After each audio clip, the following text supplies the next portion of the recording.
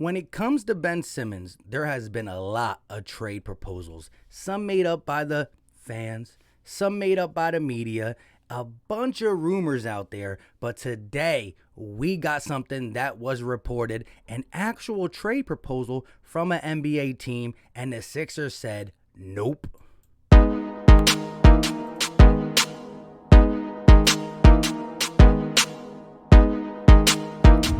What is going on, everybody?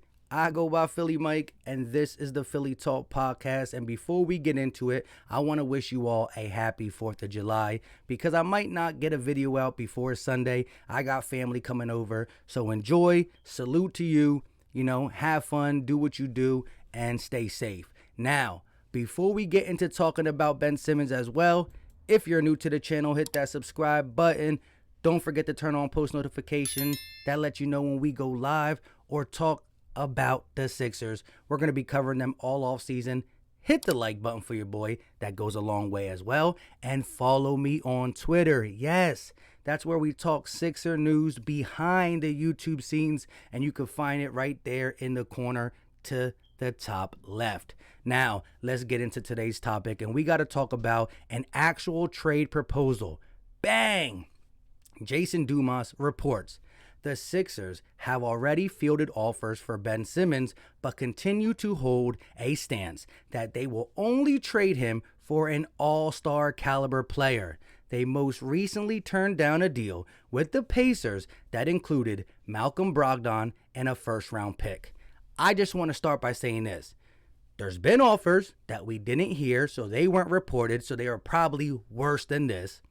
Now, the main thing I want to take away from this, besides Malcom Brogdon and a first-round pick, and I won't do that. I wouldn't do that. Even though Malcom Brogdon is better than people think. We'll go over that in a little bit.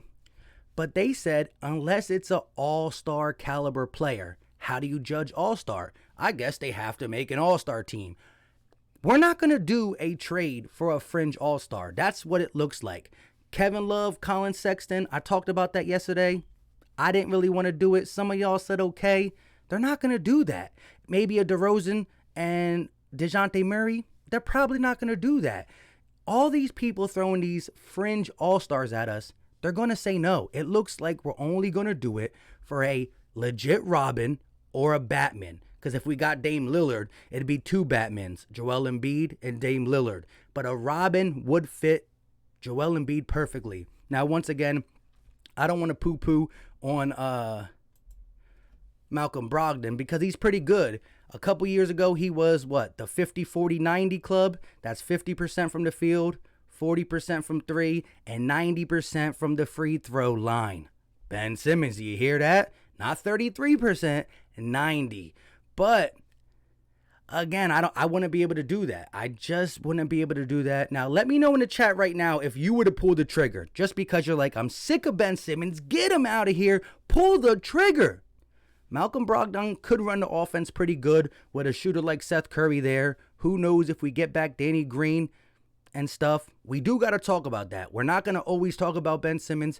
Next video will be about the free agents. Dwight, Furkan, Danny Green, and Mike Scott, who got to get up out of here. But let's get back to the topic at hand. Malcom Brogdon, the pick and roll with Joel Embiid, maybe dropping Tobias to that third score because Malcom Brogdon averaged 21 points per game. He had almost 6 assists and almost 5 rebounds. So you're talking about 21 points, 6 assists, and 5 rebounds. I didn't really know he averaged that. I knew Brogdon was pretty good, but I did not know he was 21, 6, and 5. I mean, what was Ben Simmons? I don't even want to repeat it. I think he was 14, 7, and 8, 14, 8, and 7, 21, 6, and 5, so he can assist the ball and score. And let's look how he can score a little bit. We need a guy to do the pick and pop 4-3. We do got Seth Curry, but it's another element when you got a ball handler who can shoot the 3 and a guard to the right of him who can shoot the 3. The defense got to stay honest. If they creep up to try to trap Brogdon, Curry, 3, bang. Now, what do they do when Ben Simmons gets a pick at the top of the key? They go under the screen. Here, they try to go under the screen and Brogdon makes them pay. Boom. Pick by Sabonis, they go under, make you pay 4-3. Bang. Simple and plain. One more time. Pick by Sabonis, I'll go under it. Nope, I'm not Ben Simmons. Bang. And although he would help the team, I'm just not ready to make that commitment, because if we make a trade, I just want to make sure that we are in win now and we exhaust every option.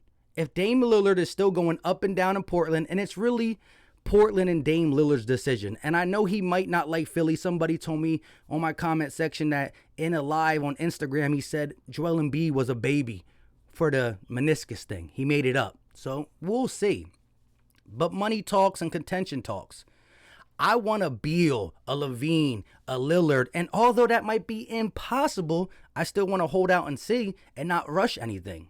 But let me know again if you would pull the trigger right now just because Ben Simmons' lack of mindset, brain aggression, all that stuff. Look what he also did. Now, this is Jimmy Butler, a pretty good defender. One-on-one, Jimmy Butler, takes him off the dribble, just beats him, lays it up. So you got a guy who can do multiple things, got the mid-range shot, clutch from the free throw, can run the offense at the top of the key, shooters around Embiid, because now if you have Curry for 3, you sign Danny Green for 3, Brogdon for 3, Tobias Harris can fit his inside game because now you got Danny Green at the 3, Seth Curry at the 3, Brogdon at the 3. That means the paint is Embiid's and the mid-range is Busy Bias's. It makes things a lot more clearer.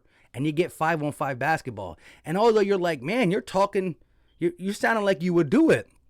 If this was the last resort, if we are 1 week away from the season, maybe I'll do it then.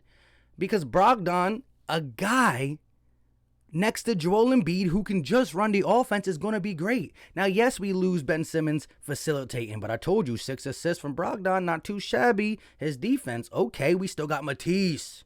We got Maxey. I don't know. The first round pick is just something because it's not going to be unprotected, and they're not going to be low because Ben Simmons will probably get them a decent record. I don't know how many shooters they have around them. They got some. I want to wait and see. I probably won't do this, but this is last second. Or you're telling me the first 2 weeks of the season and Ben Simmons is moping around, blah, blah, blah. Then let's do it. Get him out for a bag of Doritos. Nacho cheese, not Cool Ranch. Doritos, nacho. Nacho cheese, my cheese. You know what I'm talking about. But before we end this, I'm probably going to play one more time let's do it. Let's listen to what Danny Green said. Like 4 videos ago, I talked about Danny Green's comments, and I just want you to hear again. If you missed that video, I want you to hear again what Danny Green said and how alarming it is. So the potential that we always kept saying, one day, what Danny Green tells me, it's going to never happen.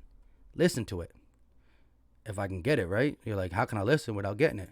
You could tell Ben's the type of kid, if he's not encouraged, if he's not pushed or forced to do it, he's not the type to take that risk. You know, obviously, he's a high IQ guy. People think he's low IQ, but you could tell he gets a lot of assists and pushes the pace, and he's, gets paid to do what he does because he's so good at it. Mind you, he doesn't step outside that box because he doesn't, he knows well enough, like, I'm good at this. I don't need to step out. Mind you, it's not like I'm encouraged to do this, so I'm kind of afraid to do this kind of thing. So I think they need, encouragement and some type of push to do that, to not be scared to fail at trying something new.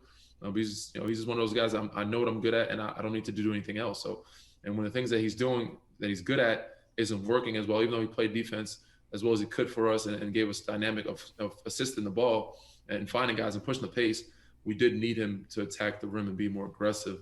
But he felt like he was not getting his touch right, and also at the free throw line, it kind of crept on him mentally to where he wasn't able to get the rhythm he wanted. And once you kind of see a couple go out, it starts, getting at you even more. So it started going downhill. But I think it was a plethora of things that made a domino effect for him to kind of, go into a shell. But at the same time, he still fought. He still showed up. He still played. He still worked hard. He still tried to give us his best chance for us to win with doing what he does, with screening, rolling, rebounding, defending. And, he did it to the highest capability he could. It's just offensively, he wasn't the Ben Simmons we need him to be at the time. And that was the finishing touches. Offensively, he wasn't the Ben Simmons we needed him to be. Danny Green, not saying he had to be a new person, but he knew. I watched Ben Simmons play all year. He has an aggressive switch that he can flip, and go to the hole. Not talking shooting, but go to the rim. Aggressive. He wasn't there.